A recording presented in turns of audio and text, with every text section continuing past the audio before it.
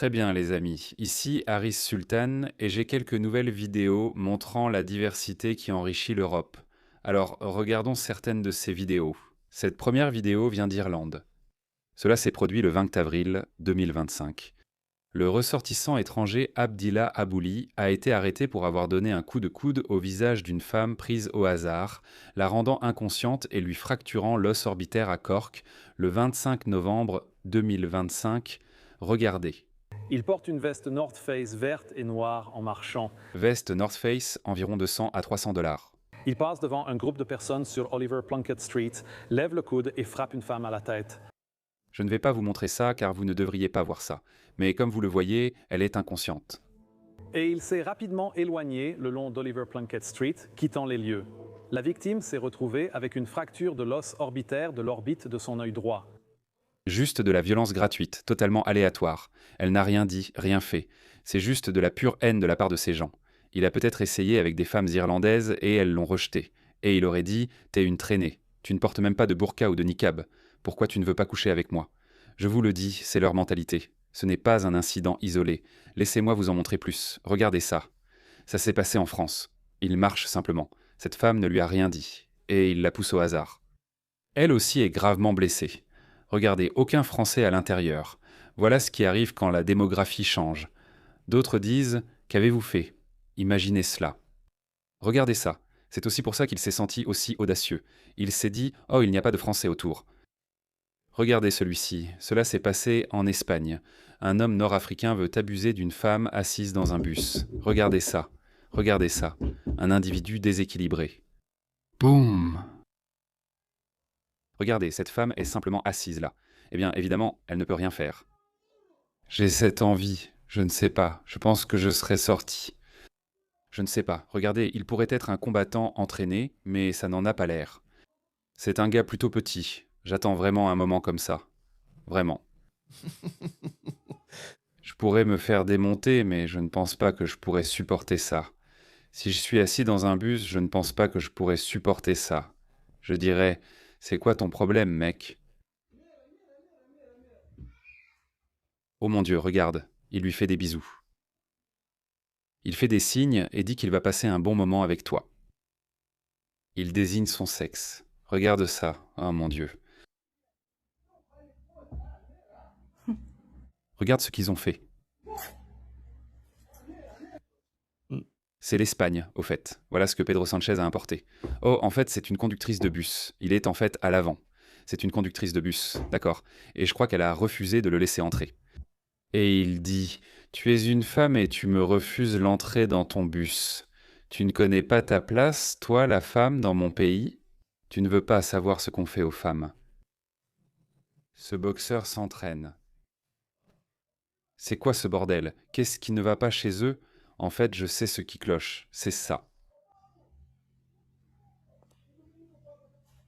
Je suis désolé. Ce ne sont pas nos égaux sur le plan moral. Ils ne le sont pas. Ils ont une façon différente de voir le monde. Et ils arrivent à des conclusions différentes.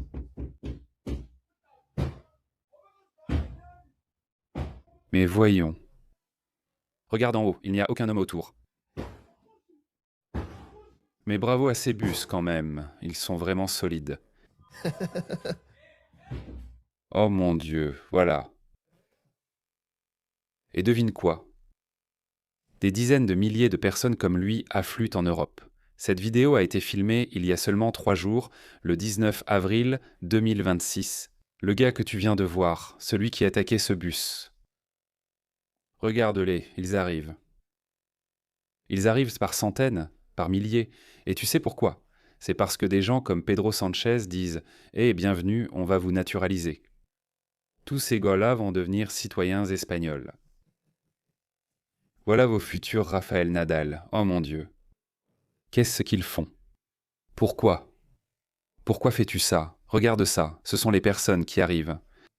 Je ne sais pas où c'est, des gens qui vivent comme ça dans leur propre pays. Pourquoi penses-tu qu'ils vont vivre différemment? Quand ils viennent dans vos pays si propres, Regarde ça. Oh mon Dieu. Je ne sais pas où c'est, impossible à dire. Est-ce que c'est? Oui, quelque part au Moyen-Orient. Ça ne ressemble pas au Pakistan, bien qu'il y ait certains endroits au Pakistan qui sont tout aussi sales que celui-ci. Androun Shah, comme nous aimons l'appeler.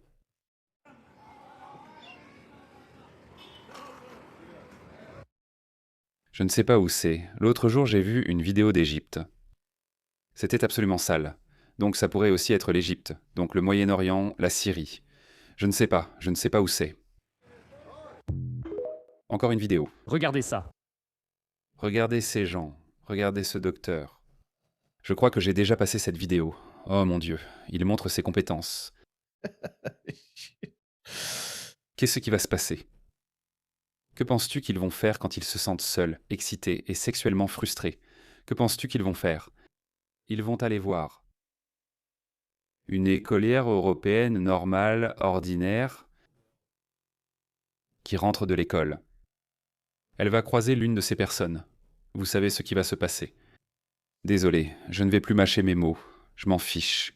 Je vous ai montré une vidéo hier où des gangs du Moyen-Orient utilisent des jeunes Africains pour faire respecter la charia en attaquant des boîtes de nuit, des bars, d'autres lieux de divertissement, parce que cela va à l'encontre de leur idée de la société.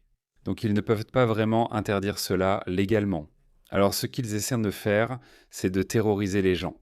Si vous allez en boîte de nuit, alors vous savez, vous pourriez mourir. C'était tout l'objectif de l'attentat terroriste lors du concert d'Ariana Grande à Manchester.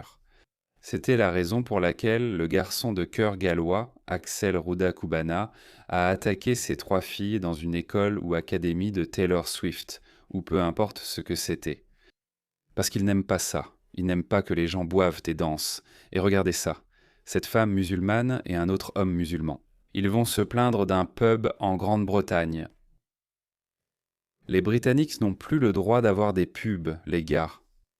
La situation va empirer et toucher l'Australie, où cela se produit déjà, seule l'échelle diffère. Je lance la vidéo, regardez cette femme.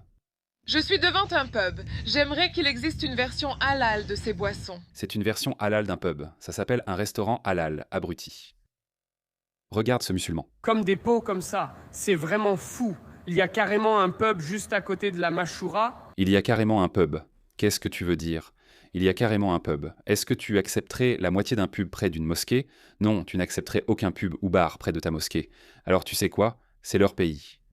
Donc ils ne devraient pas avoir à renoncer à leur bar, leur pub, leur boîte de nuit, à boire ou jouer aux jeux d'argent. Il y a une solution plus simple, c'est de fermer la mosquée et de vous expulser tous. On ne peut qu'en rêver. Et regarde cet homme. Bon sang, ce type. Ils abusent, frère. Comment est-ce seulement possible, frère? Comment? Subhanallah. Comment c'est possible? Tu sais ce qui me sidère?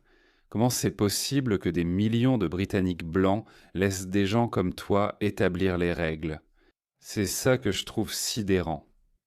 Respecte les musulmans, frère. Montre un peu de respect. C'est une super chanson. Voilà un musulman, voilà la mosquée, et voilà le bob, tu vois? Juste un mur à côté de toi. Le message d'Allah. Regarde celui-ci. Regarde ça. Pourquoi un pub est-il près d'une mosquée? Combien de musulmans s'en plaignent vraiment? J'aimerais qu'il existe une version halal des pubs, un endroit où ils pourraient s'asseoir dehors et profiter du soleil. Pourquoi est-ce bloqué? Ils aiment le soleil et tout ça. Et j'ai juste envie d'un pub halal.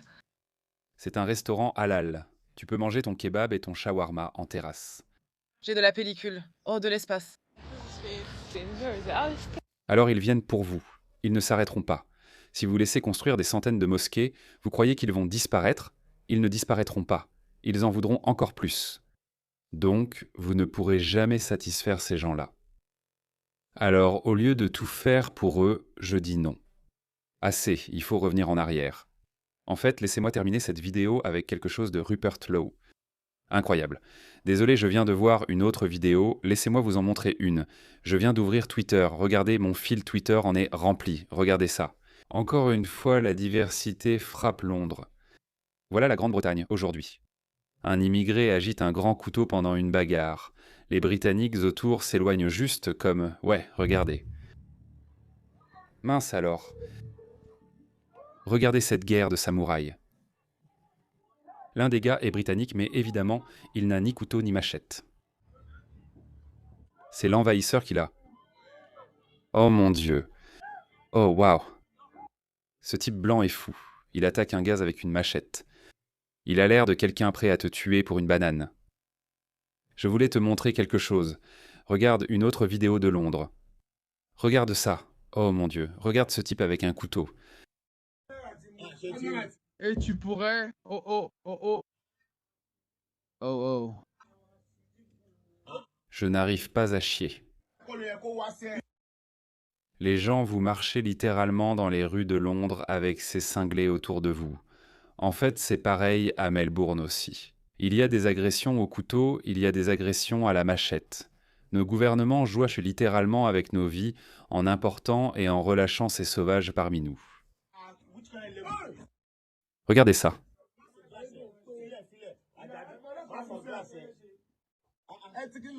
Tu vas sortir et faire le dab tout le long, mon ami. Ressens ça, mon ami. Il est prêt à poignarder. En retournant ça, il pourrait comprendre. On est fermé. Tu sais quoi?